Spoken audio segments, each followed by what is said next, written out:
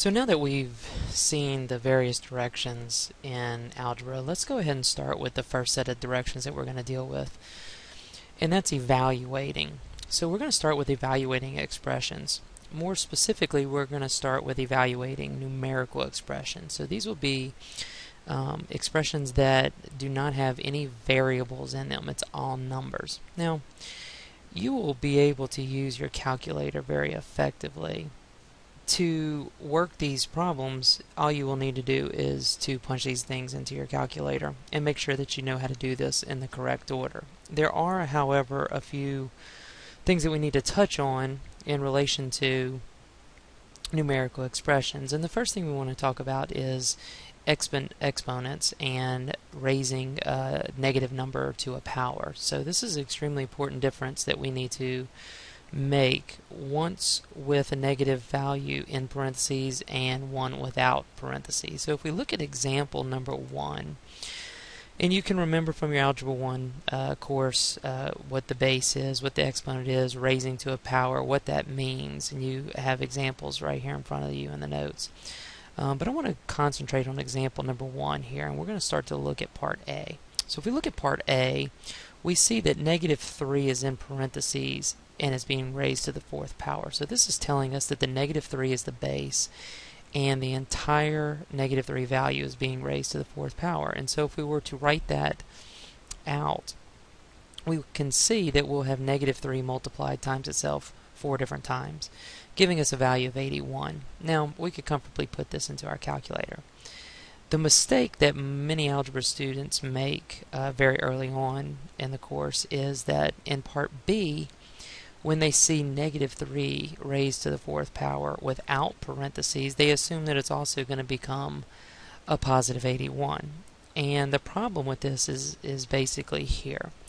If we think about negative 3 in general, if we think of this as a multiplication problem, we can really kind of factor this apart and make this negative 1 times 3.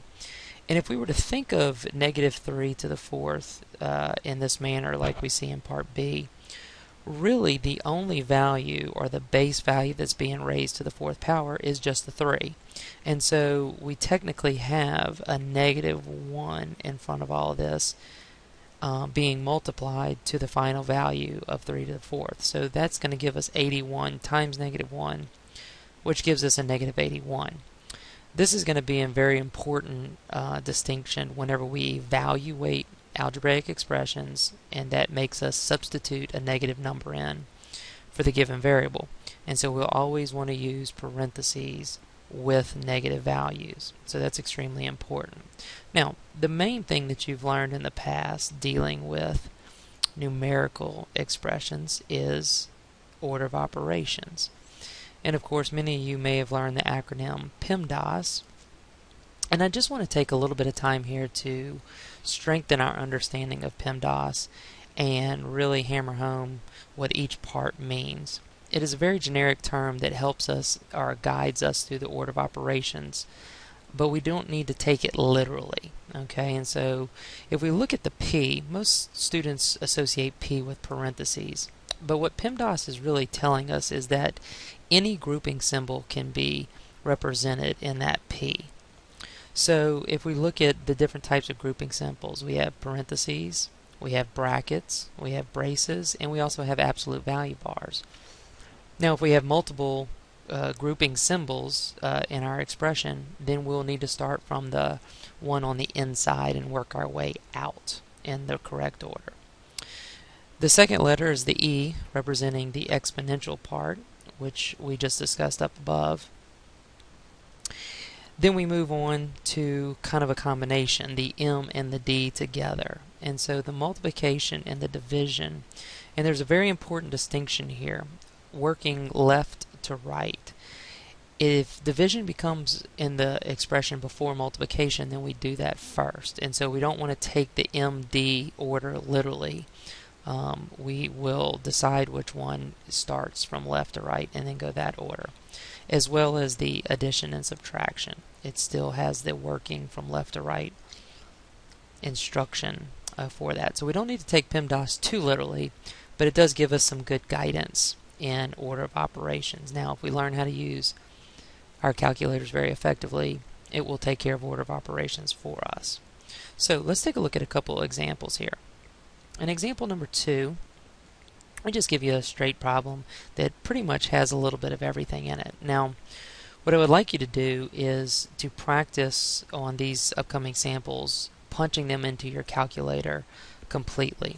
So if you're able to do that and come up with the correct answer, that would be most beneficial, because the sooner you can work these types of problems using your calculator, the quicker you'll get and the better it'll serve you on standardized tests. So what I'd like you to do right now is take sample problem 1, parts A, B, C, and D, and go ahead and work those. So pause the video at this point, work the 4 sample parts, and then come back to see the demonstration. Okay, so hopefully you were able to use your calculator, an effective method.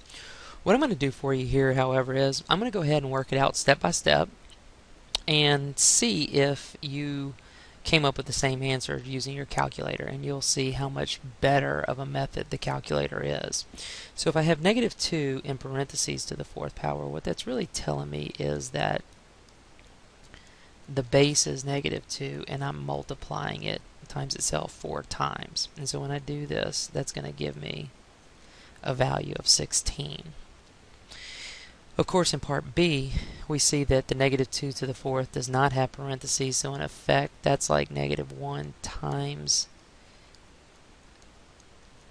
2, and we're multiplying the 2 times itself 4 times. And so this is going to give us -1 times 16, which in essence is going to give us -16. And so that was a very important example that we described earlier. Now, part C gives us all numerics, and so we're going to start with the grouping symbol. So we're going to do parentheses first. In doing this, I'm just going to rewrite everything else to ensure that I don't miss any steps. Now, hopefully you were able to just punch this in your calculator and get the answer. So I've done the grouping symbol. Now I'm going to do exponents. And so 2 to the 4th is 4. Next would be multiplication or division, and we have 4 times 4, so I have 3 plus 16, and I should finish with a value of 19. And lastly, we have another problem similar to that, and so I'll just quickly work through this. And so we've worked our 4 sample problems regarding numerical expressions. So that sums up our evaluating section for numerical expressions. On the next video, we'll talk about algebraic expressions.